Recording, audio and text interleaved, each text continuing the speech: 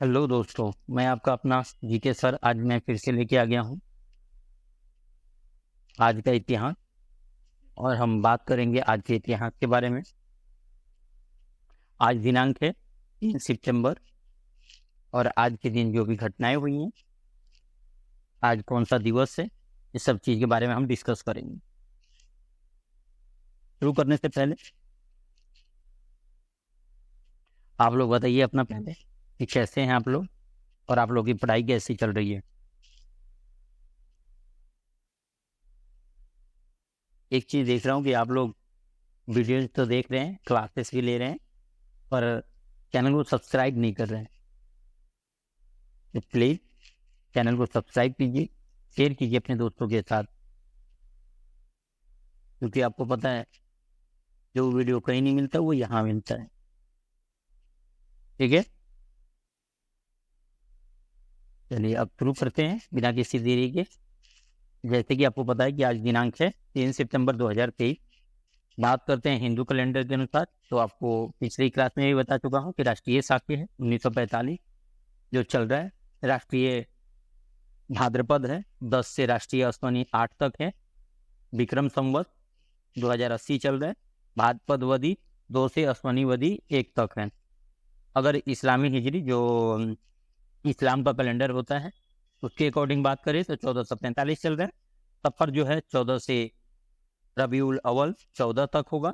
बंगला संवत जो होगा 1430 से, बंग भाद्रपद 16 से, बंग आश्विनी 14 तक। बात करें आज की तो 3 सांख्य 12 गत्ते 19 कृष्ण पक्ष है आज। चतुर्थी रेवती ही 16, इंतवार मुँह अक्खबर बंगला 18 और बहुला चतुर्थी। ये हमारा हिंदू कैलेंडर के अनुसार है।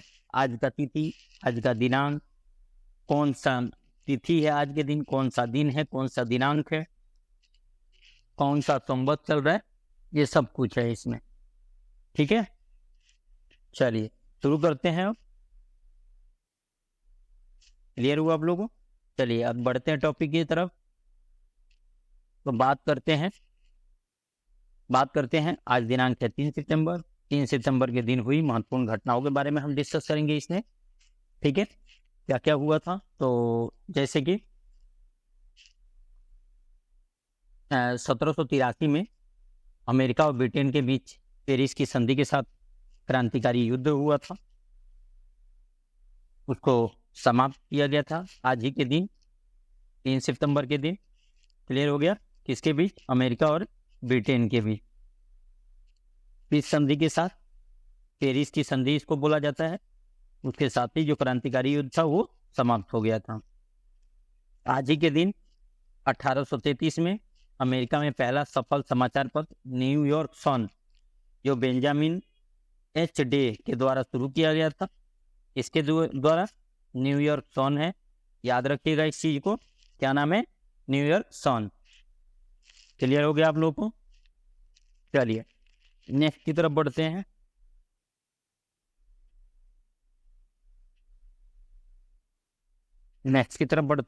नेक्स्ट जो है 1939 में ब्रिटिश प्रधानमंत्री नेविले चैम्बरलिन द्वारा एक रेडियो प्रसारण किया गया था, जिसमें उन्होंने ब्रिटेन और फ्रांस के जो जर्मनी के खिलाफ युद्ध की घोषणा के साथ साथ विश्व युद्ध की शुरुआत किया था। किन्होंने किया था? ये नाम याद रखिएगा कि किन्होंने शुरू किया था सेकेंड विश्व युद्ध। तो 1939 में 3 सितंबर के दिन जो ब्रिटिश प्रधानमंत्री थे नेविले चैम्बरलिन, याद रखिएगा, ये इंपॉर्टेंट है ये। ठीक है, नेविले चैम्बरलिन के द्वारा, किसके द्वारा प्रसारण किया गया था? तो रेडियो के द्वारा प्रसारण करके ब्रिटेन और फ्रांस का जर्मनी के खिलाफ, ब्रिटेन और फ्रांस एक साथ थे और जर्मनी के खिलाफ इन्होंने युद्ध की घोषणा की थी, और इसी को द्वितीय विश्व युद्ध भी कहा जाता है। क्लियर हो गया? नेक्स्ट की तरफ बढ़ते हैं।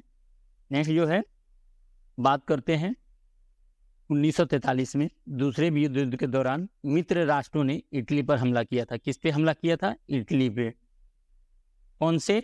जो मित्र राष्ट्रों ने थे वो सब मिलके इटली पे उन्होंने हमला कर दिया था। आज ही के दिन 1971 में जो कतर स्वतंत्र राष्ट्र बना था उसके उन्होंने वो किया हुआ था, आज ही के दिन 3 सितंबर 1971 को। ठीक है, क्लियर हो गया। क्या बना था? कतर जो है वो स्वतंत्र राष्ट्र बना था। क्लियर। नेक्स्ट की तरफ बढ़ते हैं कि आज ही के दिन 1984 में दक्षिण फिलीपींस में आए एक भयानक तूफान की वजह से करीब 1300 लोग मारे गए थे और सैकड़ों घायल हो गए थे। क्या हो गए थे? सैकड़ों लोग इसमें घायल हो गए थे। और फिलीपींस में आया था ये तूफान और 1300 से ज़्यादा ही लोग मारे गए थे। ठीक है, आज ही के दिन। चलिए नेक्स्ट की तरफ बढ़ते हैं।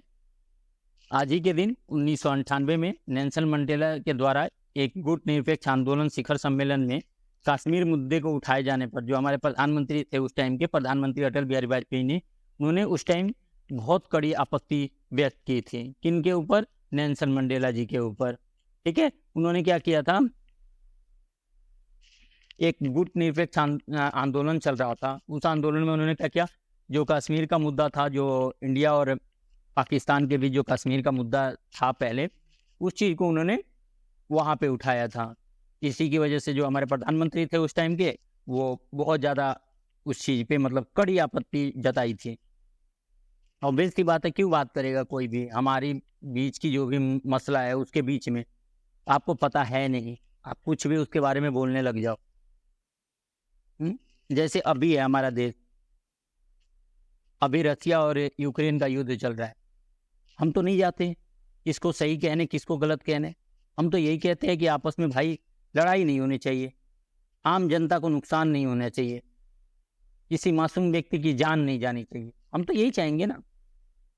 हम कौन होते हैं कि उस पर टिप्पणी करने वाले कि नहीं तुम सही हो तुम गलत हो? हम कौन होते हैं उन मुद्दों को उठाने वाले? सही व्यक्ति की वही पहचान होती है कि वो सही बात बोले। हम किसी चीज को डायरेक्ट प्रूव नहीं कर सकते कि यही चीज है, हमारे कहने से वो चीज नहीं हो सकता।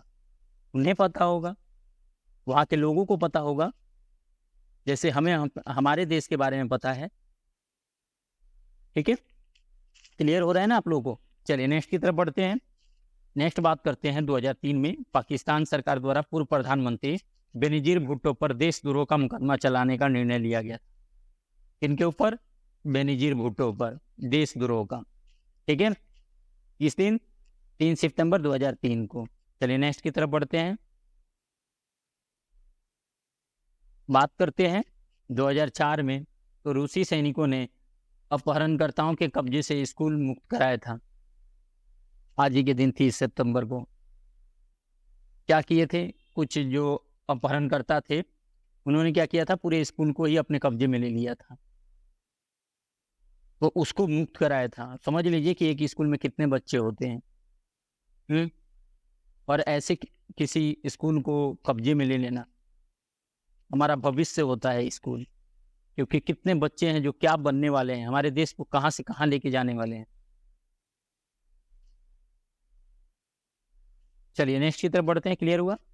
नेक्स्ट की बात करते हैं। 2006 में यूरोप का पहला त्रिवर्षीय चंद्र मिशन समाप्त हुआ था। अब भारतीय मूल के भरत जगदेव जो थे वो गियाना के राष्ट्रपति के रूप में शपथ ली थी। कौन? भारत मूल के थे जगदेव, वो गियाना के राष्ट्रपति के रूप में शपथ ली थी। ठीक है, क्लियर हो गया। चलिए नेक्स्ट की तरफ बढ़ते हैं। सन 2007 में चीन के जिंगजियांग प्रांत में चीनी एवं जर्मन विशेषज्ञों ने लगभग 16 करोड़ साल पुराने जीव के 17 दांत खोजने का दावा किया। बताइए। और उसी समय 2007 में ही ये तो खोज किया गया, 17 दांतों को खोज किया गया था और 1600 करोड़ साल पुराने थे वो। उसी आज ही के दिन 2007 में जो बांग्लादेश के पूर्व प्रधानमंत्री खालिदा जिया और उनके सबसे छोटे पुत्र अराफात रहमान कोको को भ्रष्टाचार के आरोप में गिरफ्तार कर लिया गया। किस दिन? 3 सितंबर 2007 को। क्लियर हुआ? चलिए नेक्स्ट की तरफ बढ़ते हैं। बात करते हैं 2008 में तो राजेंद्र कुमार पचौरी जो संयुक्त राष्ट्र की संस्था जलवायु परिवर्तन के अंतर सरकारी पैनल IPCC के पुनः प्रमुख चुना गया था उनको। किनको? राजेंद्र कुमार पचौरी जी को। ठीक है, संयुक्त राष्ट्र की संस्था जलवायु परिवर्तन के अंतर सरकारी पैनल IPCC का पुनः प्रमुख चुना गया था। आज ही के दिन 3 सितंबर को। चलिए नेक्स्ट की तरफ बढ़ते हैं। क्लियर हो रहा है ना आप लोगों को? कोई डाउट है आप कमेंट सेक्शन में पूछ सकते हैं मुझसे। 2010 में अगस्त के महीने के लिए संयुक्त राज्य अमेरिका में बेरोजगारी की दर जो थी वो खतरनाक लेवल पे थी। पता है कितना था? 9.6। इतना बढ़ गई थी उस टाइम, इससे भी ज्यादा हो सकती थी। आप अनुमान लगाइए। अमेरिका तो सबको बोलता रहता है ऐसे वैसे ऐसे वैसे, दूसरों पे टिप्पणी करता रहता है, दूसरों पे सवालें उठाता रहता है। वहाँ की संस्थाएं भी ऐसी ही हैं, दूसरे देशों की संस्थाओं के ऊपर टिप्पणियां करती हैं, जिससे उनकी जो आर्थिक स्थिति है वो खराब हो जाती है। अपनी आर्थिक स्थिति को मजबूत करने के लिए दूसरे की आर्थिक स्थिति को तुरंत गिरा देते हैं। ये समझिए, इस तरह की चीजें होती हैं। चलिए नेक्स्ट की तरफ बढ़ते हैं। क्लियर हुआ? नेक्स्ट की तरफ बढ़ते हैं। 2011 एथलेटिक्स में 13वीं विश्व चैंपियनशिप में जो हुसैन बोल्ट थे वो 200 मीटर की दौड़ में जीत हासिल की थी आज ही के दिन 3 सितंबर को। बात करें 2013 में माइक्रोसॉफ्ट जो था वो 7.2 अरब में नोकिया को खरीदा था। आपको पता ही है माइक्रोसॉफ्ट की कंपनी है नोकिया। पहले नोकिया एक अलग कंपनी थी, उसको 7.2 अरब में माइक्रोसॉफ्ट ने खरीद लिया था। बताइएगा कि नोकिया कहाँ की कंपनी थी पहले, कमेंट सेक्शन में जरूर बताइएगा, मैं वेट करूंगा आपका। ठीक है, नेक्स्ट की तरफ बढ़ते हैं। 2014 में फार्मास्यूटिकल चेन सीवीएस जो फार्मेसी थी उसने घोषणा किया कि वो अपना नाम सीवीएस हेल्थ में बदल देगी और तंबाकू उत्पादनों का जो विपणन जो है उसको वो बंद कर देगा, क्योंकि ये पहले तंबाकू भी उत्पादन करते थे, उसके बाद फार्मास्यूटिकल चेन में आ गए थे। ठीक है, तो इन्होंने उसको डायरेक्ट सीवीएस हेल्थ में बदल दिया नाम अपना, और उसके बाद से उन्होंने तंबाकू का उत्पादन जो था वो बंद कर दिया। चलिए, उन्होंने घोषणा किया था। 2014 में भारत और पाकिस्तान में अचानक आई बाढ़ के कारण 200 से ज्यादा लोगों की मौत हुई थी 2014 में ही। चलिए नेक्स्ट की तरफ बढ़ते हैं। बस उतना ही थी आज की प्रमुख घटनाएं देश और विदेश दोनों जगहों पे। अब बात करते हैं आज के दिन उन व्यक्तियों के जन्म के बारे में जिनका आज ही के दिन अवतरण हुआ था। आप लोग बच्चों में से किनका आज के दिन बर्थडे है कमेंट सेक्शन में बताइएगा, और मेरी तरफ से उनको जन्मदिन की हार्दिक शुभकामनाएं। तरक्की कीजिए, अपने माँ बाप के नामों को रोशन कीजिए, मेहनत कीजिए, लगन से पढ़ाई कीजिए, बिल्कुल अपने अंदर जोश लाइए, बिल्कुल जोश लाना है यहाँ कि नहीं मुझे ये करना है तो करना है। चलिए बात करते हैं उन व्यक्तियों के बारे में जिनका आज जन्म हुआ था। तो 1617 में रोशन आरा बेगम जो मुमताज महल नूरजहां की पुत्री थी उनका जन्म हुआ था। आज ही के दिन 1905 में कमलापति त्रिपाठी जो भारतीय राजनीतिज्ञ थे, लेखक भी थे, पत्रकार भी थे, स्वतंत्रता सेनानी भी थे, उनका जन्म हुआ था। आज ही के दिन 3 सितंबर 1923 को किशन महाराज जो सुप्रसिद्ध तबला वादक थे उनका जन्म हुआ था। आज ही के दिन 1926 में उत्तम कुमार जी जो भारतीय सिनेमा में हिंदी और बांग्ला फिल्मों के प्रसिद्ध अभिनेता थे उनका जन्म हुआ था। बात करें तो जग्गी वासुदेव जी का जो 1957 में आज ही के दिन 3 सितंबर को जन्म हुआ था, वे प्रसिद्ध रहस्यवादी और भारतीय मूल के योगी थे। आज ही के दिन 1940 में हमारे प्यारे लाल जी जो सिनेमा के प्रसिद्ध संगीतकार जोड़ी लक्ष्मीकांत प्यारेलाल में से एक हैं, उनका जन्म हुआ था। बात करें तो 1974 में राहुल सांघवी जो भारतीय क्रिकेट खिलाड़ी थे उनका जन्म हुआ था। बात करें 1976 में तो विवेक ओबराय जो भारतीय अभिनेता हैं उनका जन्मदिन है आज ही के दिन। 1971 में जो किरण देसाई जो भारतीय मूल की अंग्रेजी उपन्यासकार थे वो किरण देसाई, उनका जन्म दिवस है आज ही के दिन जन्म हुआ था उनका। आज ही के दिन 1992 में साक्षी मलिक जो भारत की प्रसिद्ध महिला पहलवान है उनका जन्म हुआ था। अब बात करते हैं आज के दिन हुए उन प्रसिद्ध व्यक्तियों का निधन, इनके बारे में हम डिस्कस करते हैं कि आज के दिन उन महान हस्तियों का जिनका आज के दिन निधन हुआ था उसके बारे में हम डिस्कस करते हैं। आप लोगों को क्लियर हो रहा है ना? नहीं हो रहा है तो आप कमेंट सेक्शन में बता सकते हैं। कोई डाउट है आप कमेंट सेक्शन में पूछ सकते हैं, ठीक है। करंट अफेयर का जो क्लास होगी इसके बाद आती है, आज संडे है तो वीकली भी करंट अफेयर आएगी। चलिए नेक्स्ट की तरफ बढ़ते हैं, बात करते हैं 1634 में जो अंग्रेजी न्यायाधीश और राजनेता थे एडवर्ड कोक, उनका निधन हुआ था। आज ही के दिन 1991 में इतालवी जो अमेरिकी फिल्म निर्देशक, निर्माता और पटकथा लेखक फ्रैंक कैप्रा का आज ही के दिन निधन हुआ था। बात करें 2005 में तो अमेरिकी वकील, न्यायवादी और 16वें मुख्य न्यायाधीश विलियम रेनक्विस्ट का निधन हुआ था आज ही के दिन।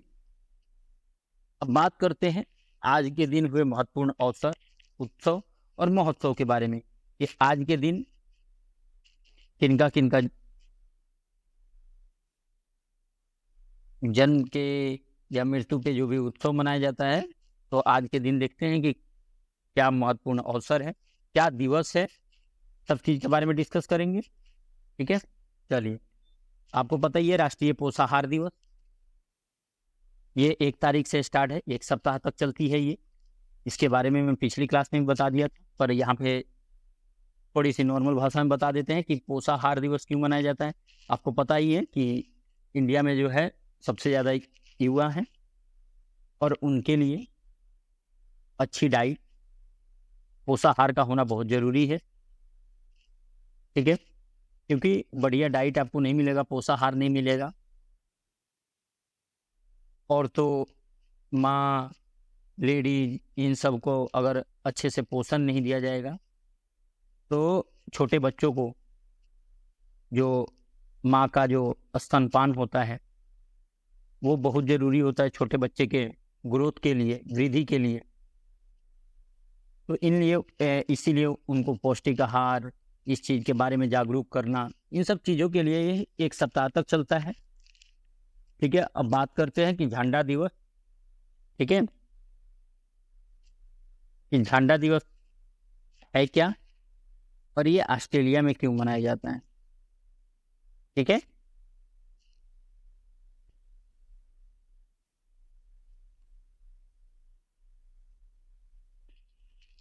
बताइए क्यों मनाया जाता है।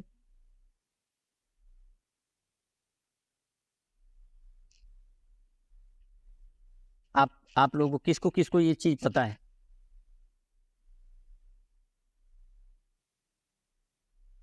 आपको बता देते हैं कि ऑस्ट्रेलिया जो है ध्वजा में 3 प्राथमिक घटक जैसे राष्ट्रमंडल स्टार, दक्षिणी क्रॉस और ध्वज, संघ ध्वज शामिल है। आपको पता ही है कि क्रॉस टाइप का होता है उनका, स्टार भी होता है, ब्लू कलर का उनका दिखता है, ठीक है।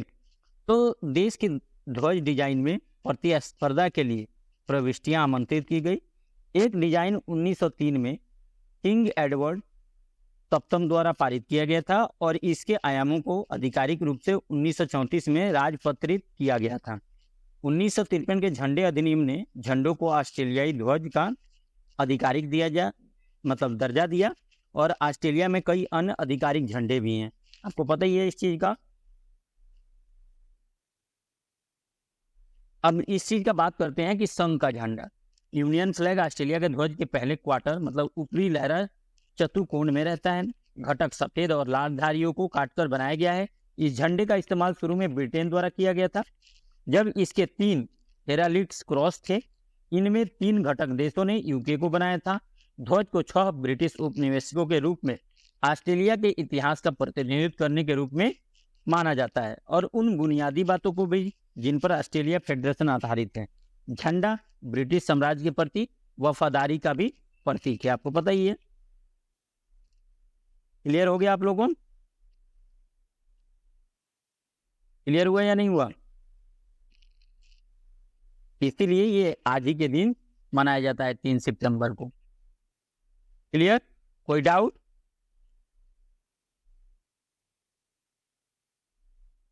क्लियर हो गया ना? अपनाया किया गया था कि 11 फरवरी 1903 को, और 120 साल पहले मतलब 3 सितंबर 1901 को उपयोग में इसको लाया गया था। 8 दिसंबर 1908 को 114 साल पहले वर्तमान 7 पॉइंट कॉमनवेल्थ स्टार संस्करण किया गया, और उसके बाद से इसको अपनाया गया है तब से। ठीक है, क्लियर हो गया। नेक्स्ट की तरफ चलते हैं, बात करते हैं ब्रिटेन से कतर की आजादी की। किसको किसको ये चीज पता है?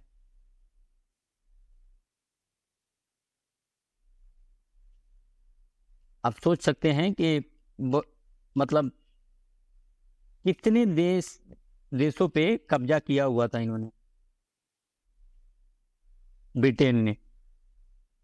अगर बात करें कतर का इतिहास का, तो मानव कब्जे की पहली अवधि से लेकर आधुनिक राज्य के रूप में इसके गठन तक फैला हुआ है।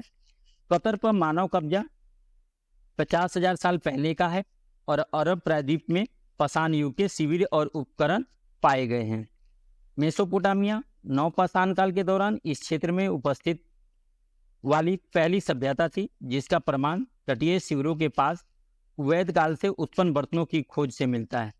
आप निपटान के प्रारंभ में वर्षों के दौरान प्रायद्वीपीय कई अलग अलग साम्राज्यों के क्षेत्र में आ गया, जिसमें सेल्यूसिड का प्राचीन और साइंसेनिक शामिल थे। 628 ईस्वी में मोहम्मद द्वारा गुंजीर बन सवा, जो पूर्वी अरब के संसद गवर्नर के पास थे, एक साथ एक दूत भेजने के बाद जनसंख्या को इस्लाम से परिचित कराया गया था। 8वीं शताब्दी तक यह मोती व्यापार केंद्र बन गया। अब्बासिद युग में कई बस्तियों का उदय हुआ। 1783 में बानी उत्बा और अन्य अरब जनजातियों द्वारा बहरीन पर विजय प्राप्त करने के बाद अल खलीफा ने बहरीन और मुख्य भूमि कतर पर अपना अधिकार थोप दिया। निम्नलिखित शताब्दियों में कतर नजद के बहावी और अल खलीफा के बीच विवाद का स्थल था। ओटोमन्स ने 1871 में पूर्वी अरब में अपने साम्राज्य का विस्तार किया। प्रथम विश्व युद्ध की शुरुआत के बाद 1915 में इस क्षेत्र से हट गए। 1916 में कतर एक ब्रिटिश संरक्षित राज्य बन गया, और अब्दुल्ला अल थानी ने एक संधि पर हस्ताक्षर किया, जिसमें कहा गया था कि वह समुद्र के साथ सभी आक्रमणों से सुरक्षा और भूमि हमले के मामले में समर्थन के बदले में केवल ब्रिटिशों को क्षेत्र सौंप सकते हैं। 1934 की एक संधि ने अधिक व्यापक सुरक्षा प्रदान की। 1935 में कतर एनर्जी को 75 साल की तेल रियायत दी गई, और 1940 में दक्खन में उच्च गुणवत्ता वाले तेल की खोज की गई। ठीक है, इस तरह ये ब्रिटेन को कतर से आज़ादी मिली थी। अगर बात करना चाहते हैं कतर के बारे में, तो एक इससे स्पेशल क्लास बनाएंगे। अगर इनकी बात की जाए तो बहुत लंबी है कतर की। आज के लिए इतना ही, जो पेपर में पूछे जाते हैं वो मैंने आपको क्लियर कर दिया इसके इतिहास के बारे में। ठीक है, चलिए बस आज के लिए इतना ही। धन्यवाद आप सभी का ये वीडियो देखने के लिए, क्लास अटेंड करने के लिए। ऐसे ही आप हमारे चैनल को सब्सक्राइब कीजिए, शेयर कीजिए अपने दोस्तों के साथ। ठीक है, फिर मिलते हैं नेक्स्ट वीडियो में।